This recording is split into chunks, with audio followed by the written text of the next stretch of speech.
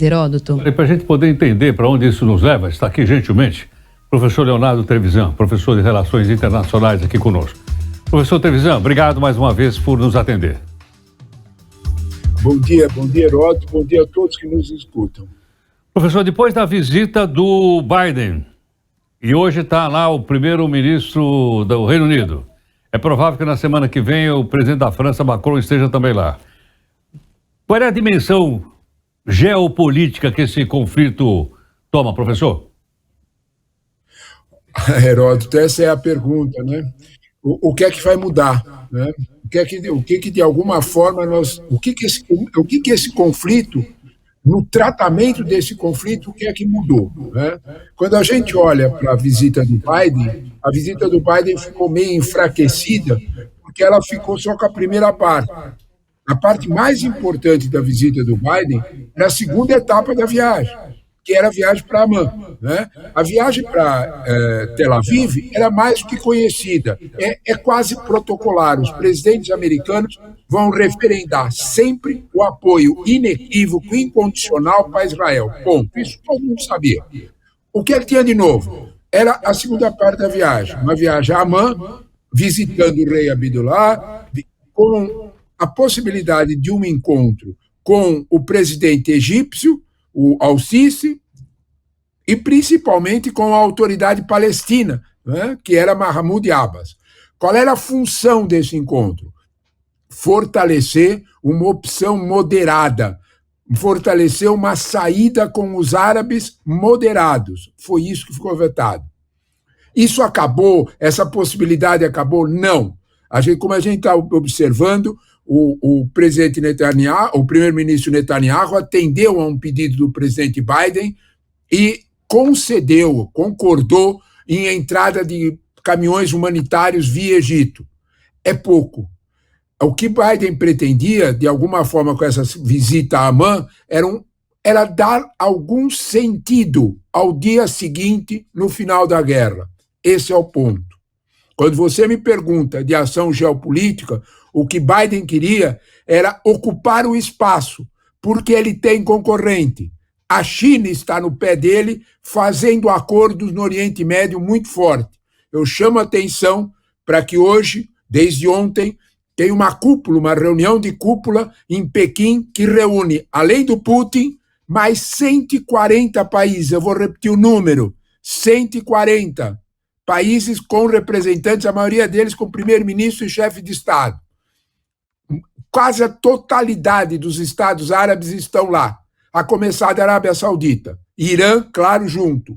Os Estados Unidos têm concorrente. Era disso que o Biden estava fazendo e, de alguma forma, foi isso que a destruição do hospital mudou o cenário, impediu que continuasse.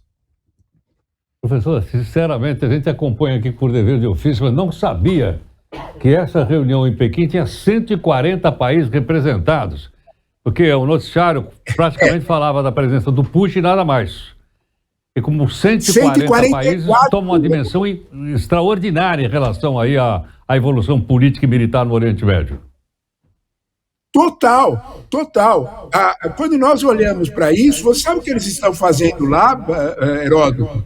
O motivo da reunião é comemorar os 10 anos da nova Rota da Seda, a famosa BRI, né? Belt and Road Initiative, que é Cinturão, Rota e Iniciativa. Uma nova Rota da Seda que marca a presença comercial da China, literalmente, Heródoto, não adianta a gente tapar o sol com a peneira, no mundo inteiro. Não é só aqui no Brasil, não é só na Argentina. A gente esquece, nosso maior freguês é a China. 35% das exportações brasileiras são para a China. Se ela fechar essa torneira, o nosso agronegócio vai sofrer muito. Quando nós olhamos para esse quadro, e isso é uma das situações, né? Quando nós olhamos para esse quadro, nós temos que entender que há essa mudança muito forte no mundo. Há um redesenho.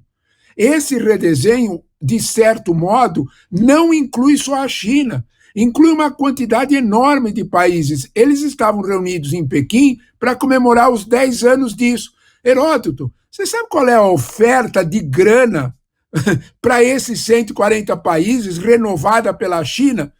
US$ 1 trilhão, Heródoto. Nunca houve. Isso é mais ou menos equilibrado umas 20 vezes mais do que foi o Plano Marshall. É isso, meu caro. Nós estamos lidando com uma mudança e os Estados Unidos estão percebendo, e o que eles estão cobrando do Netanyahu tem algum plano para o dia seguinte, porque se você não tiver o plano, os chineses têm. Caramba. Professor, essa sua informação extremamente relevante para a gente poder entender o que está se passando lá. Porque a gente não, acho que até por tradição histórica, né, a gente sempre lembra dos países ocidentais em relação à Palestina e Oriente Médio. Quase não se fala de países orientais. Da China, por exemplo, quase não aparece no noticiário. E agora, depois desse levantamento, mostra o seguinte, mostra que uma reorganização, uma paz naquela região, deve ter também a participação da China, ou estou errado? Mas não tenha dúvida, Heródoto. Você está absolutamente certo. Só você pensar no seguinte, Heródoto. Ninguém, eu mesmo, você, nenhum de nós pensava numa mesa sentado o chanceler iraniano e o chanceler saudita, os dois se dando a mão. A Arábia Saudita quer tanto uma bomba nuclear porque os iranianos também já estão avançados no processo. Em outras palavras, um quer olhar para o outro sempre rangendo os dentes. Né? Isso tudo acabou quando eles tiveram que ir a Pequim, um e outro, com o Xi Jinping, com aquela cara dele de bravo, olhando para os dois e os dois se deram a mão. Você vai me perguntar, que milagre é esse que o chinês fez para conseguir isso? É óbvio.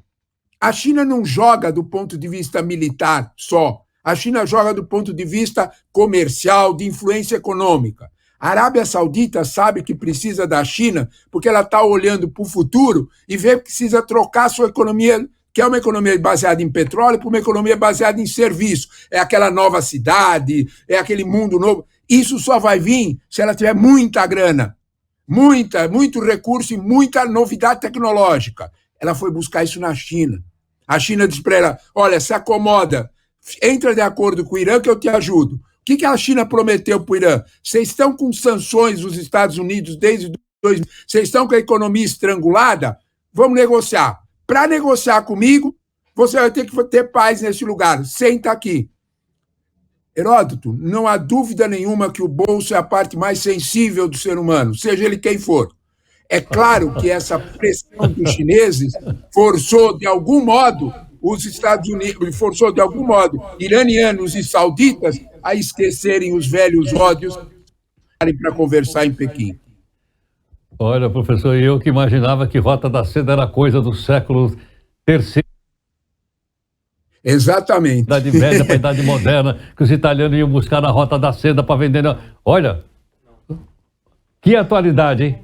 Que atualização extraordinária. O mundo mudou, Heródoto, o mundo mudou, amigo, o mundo mudou. E mudou muito, muito.